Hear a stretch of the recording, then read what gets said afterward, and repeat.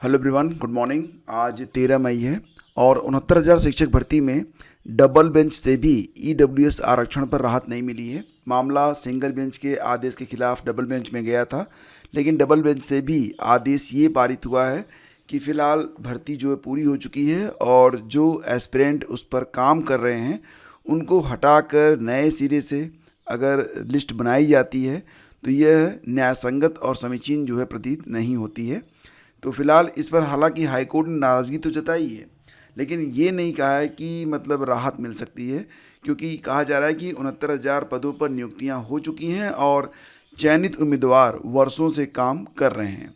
मामला आपको पता ही है कि ये जो मामला था न्यायमूर्ति अश्विनी कुमार मिश्रा व न्यायमूर्ति पी.के. गिरी की खंडपीठ ने शिवम पांडे और अन्य की ओर से दाखिल विशेष अपील को उक्त टिप्पणी के साथ खारिज कर दिया है। जो ये याचिका दायर हुई थी उसमें ये कहा गया था कि वर्ष 2020 में शिक्षक भर्ती विज्ञापन के समय ईडब्ल्यूएस का आरक्षण लागू हो चुका था और उन्होंने कहा कि केंद्र की ओर से 103वां संविधान संशोधन 12 जनवरी 2019 को पारित किया गया था और राज्य सरकार ने 18 फरवरी 2019 को शासनादेश जारी कर इसे लागू कर दिया था। इसके बावजूद चयन प्रक्रिया में इसका लाभ नहीं दिया गया। हालांकि राज्य सरकार के जो अधिवक्ता थे उन्होंने दलील दी कि भर्ती प्रक्रिया की शुरुआत 1 दिसंबर 2018 को उस शासनादेश से हुई थी जिसमें 69,000 पदों के लिए शिक्षक पात्रता परीक्षा आयोजित करने का निर्णय लिया गया था। लेकिन आपको पता ही है कि यहाँ पर कोर्ट ने ये कहा कि आधिकारिक रूप से जो विज्ञप्ति जारी हुई थी वो 17 मई 2020 को जारी हुई थी और उस समय तक ईडब्ल्यूएस जो आरक्षण था वो लागू हो चुका था। तो ये जो है नहीं कहा जा सकता कि ये जो भर्ती थी 2018 से स्टार्ट हुई थी, 1 दिसंबर 2018 से, यानी कि ईडब्ल्यूएस के पहले इसकी शुरुआत नहीं मानी जाएगी। माना ये जाएगा कि 17 मई 2020 को ही भर्ती प्रक्रिया की वैध शुरुआत हुई थी। फिलहाल अब जो याची हैं वो सुप्रीम कोर्ट जाने की बात कर रहे हैं। इसमें फ़िलहाल सिंगल बेंच और डबल बेंच ने तो ये कह दिया है कि 69,000 सहायक अध्यापक भर्ती में ईडब्ल्यूएस को जो राहत है वो नहीं दिया जा सकता, क्योंकि मामला काफ़ी पुराना है और भर्तियां हो चुकी हैं। दोस्तों आगे बढ़ते हैं और माध्यमिक स्कूलों में 5,000 कंप्यूटर शिक्षक भर्ती। तो जैसा कि आप लोग जानते हैं कि फ़िलहाल ये जो भर्तियां होने वाली हैं ये संविदा पर होने वाली हैं और इसकी जो एलिजिबिलिटी है वो ये है कि जो एस्पिरेंट किसी अच्छे स्कूल कॉलेज से आईटी विषय के साथ अपना बीटेक किए हुए हैं उनको शिक्षक के तौर पर संविदा के आधार पर भर्ती किया जाएगा। 5,000 पद हैं, तो पद तो काफ़ी ज़्यादा हैं और इससे फ़ायदा ये होगा कि इससे कक्षा 9 से 12 तक के जो बच्चे हैं तो कंप्यूटर साइंस की पढ़ाई वो कर पाएंगे। हालांकि कंप्यूटर को एक विषय के रूप में लागू किए हुए लगभग 20 साल से ज़्यादा का समय बीत चुका है, लेकिन अभी तक इसकी पढ़ाई स्टार्ट नहीं हो पाई है। कहा जा रहा है कि वर्ष 2018 में कंप्यूटर के जो 1673 सहायक अध्यापक की भर्ती के लिए विज्ञापन निकाला गया था तो उसमें 36 शिक्षकों की भर्ती हुई। नई भर्तियों के बाद कक्षा 9 से 12 तक के पाठ्यक्रम में शामिल कंप्यूटर विषय की पढ़ाई अब हो सकेगी। तो फिलहाल शिक्षकों की कमी थी, उसको संविदा के आधार पर शिक्षकों की भर्ती करके पूरा करने की बात की जा रही है और आईटी में बीटेक वालों को मौका देने की सिफारिश यहाँ पर की गई है।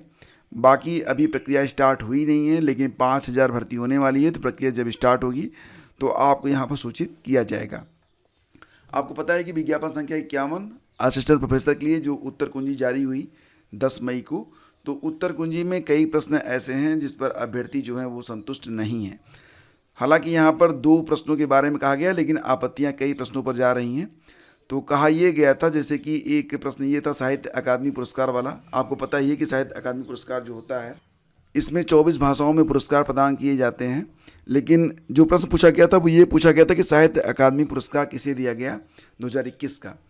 तो इसमें अभ्यर्थियों ने कहा कि पूछा गया प्रश्न ही गलत है, ठीक है, क्योंकि भाषा का उल्लेख नहीं किया गया था। और दूसरा प्रश्न था कि बिग डाटा एनालिसिस वाला, तो उसमें जो उत्तर आई है उत्तर कुंजी में उसमें कहा गया कि जो उत्तर कुंजी है चुनाव परिणामों की भविष्यवाणी करना, ये विकल्प सही चुना गया था। अभ्यर्थियों ने ये कहा है कि कहाँ का प्रशासन बिग डाटा एनालिसिस के जरिए चुनाव परिणामों की भविष्यवाणी करता है। तो कई सारी चीज़ें हैं जिस पर आपत्तियां जो है अभ्यर्थी 19 मई तक दर्ज कराएंगे और आपत्ति जो है वो ईमेल आईडी के माध्यम से दर्ज कराई जा रही है।